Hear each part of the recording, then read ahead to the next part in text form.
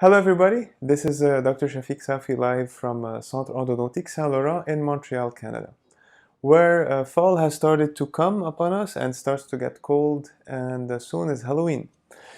And we're going to talk a bit about some questions that patients ask me often when they come to seek my treatments.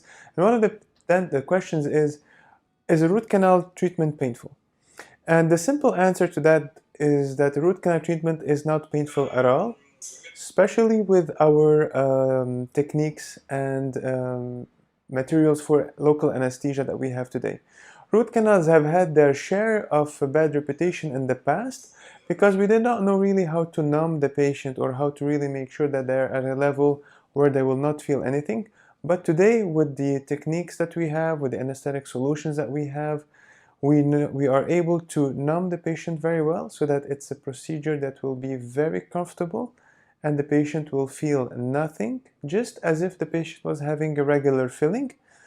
And there's nothing to worry about. A root canal treatment is equivalent to having no pain at all, just like a regular visit at your local dentist.